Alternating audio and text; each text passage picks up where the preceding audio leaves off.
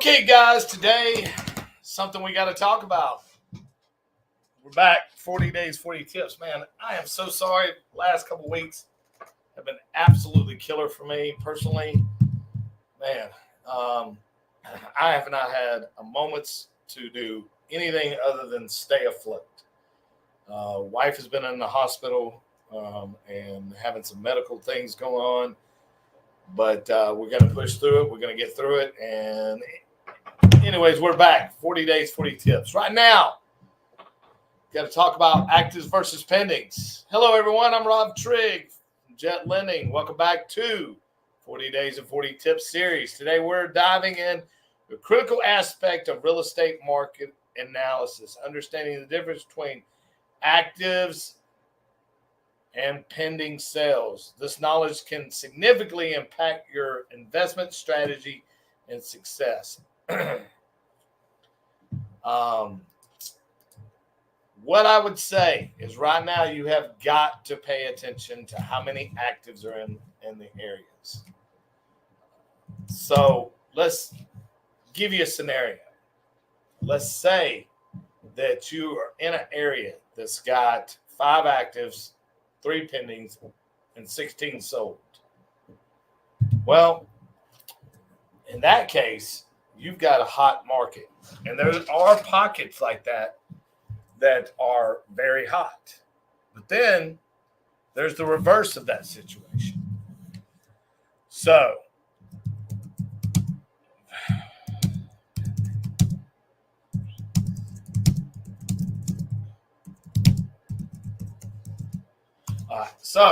at the end of the day, you have to pay attention to this because it can really, really, really hurt you. And what do I mean by that?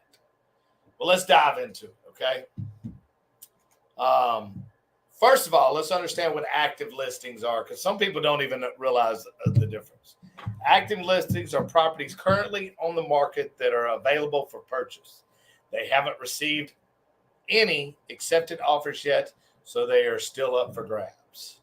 Market implication. Higher number of active listings can indicate a cooler market where there's more supply than demand. In such markets, buyers can have, and will have a more choice, and the sellers might need to be more competitive with pricing. Conservatively, a lower number of active listings can signal a hot market where demand is high and properties are scarce. So let's go back to my scenario. Let's say you've got 5 actives, 3 pendings, 60 solds in a year. That's a hot market. Reverse that. You got 32 actives, 2 pendings, and 30 sold. Well, that's kind of a slower market. Now, in those markets, you have to pay attention to detail. And a lot of people are making this mistake right now. You have to pay attention to detail of what your competition is doing. And that means diving in to the MLS photos and looking at your rehabs and looking what's being done in the neighborhood. I'll give you a prime example. You got 3 listings at $250 that have been on the market for over 100 days.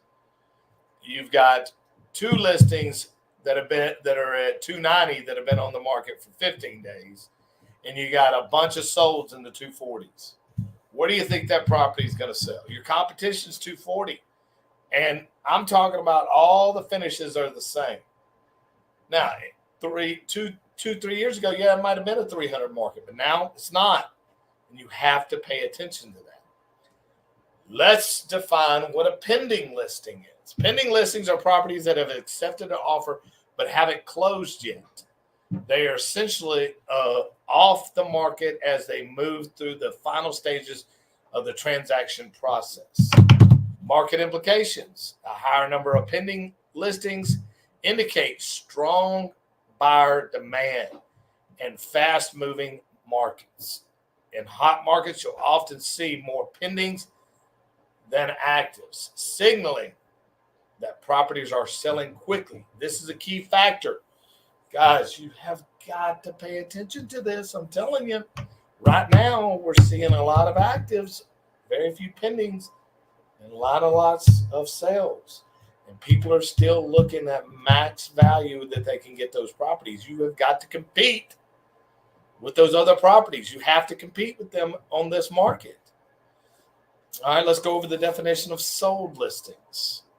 Sold listings are properties that have completed the transaction of ownership, has officially transferred. These listings are no longer active and provide historical data on what properties are selling for. Guys, another thing that are a huge mistake is that people will look at active listings and say that's a comp. It's not a comp until it goes into the sold category. And most people are probably saying, Rob, why are you giving us a lesson on this?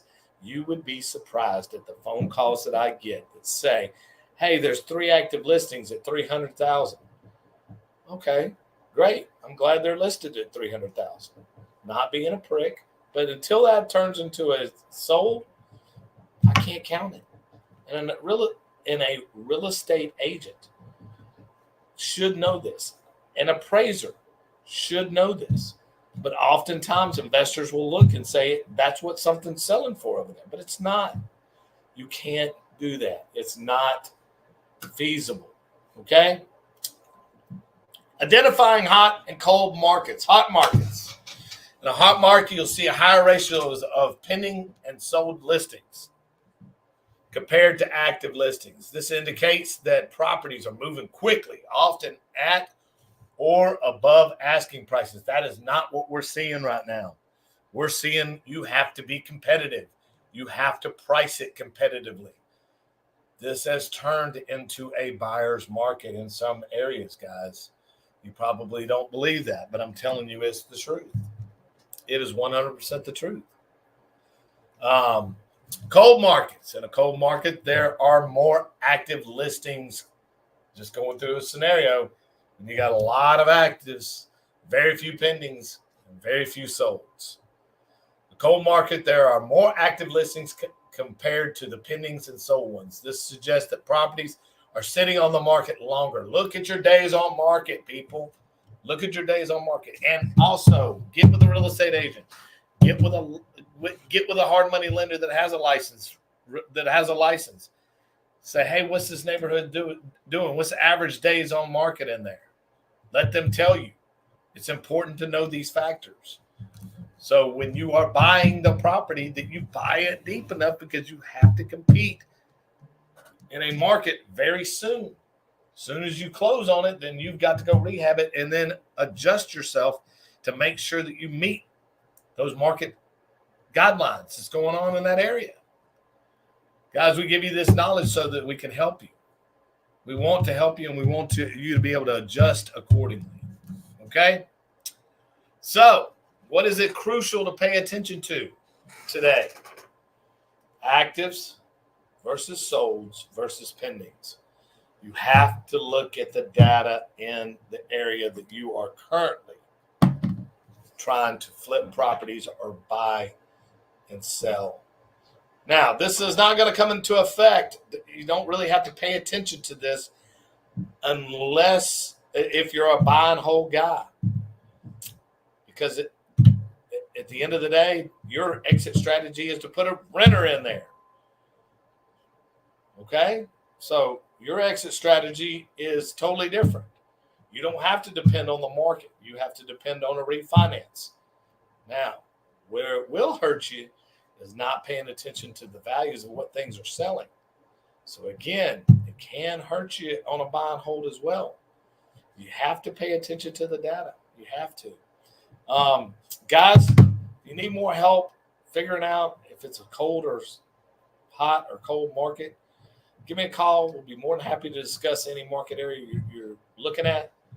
For more tips and expert advice, discuss your real estate investment strategies, contact me, Rob Trigg, right here at Jet Lending, 903-806-4400. Let's work together to succeed in any market and accomplish your real estate goals. That's all the time we have today for 40 days and 40 tips. I'll be back tomorrow. Hopefully, we'll see you soon out here.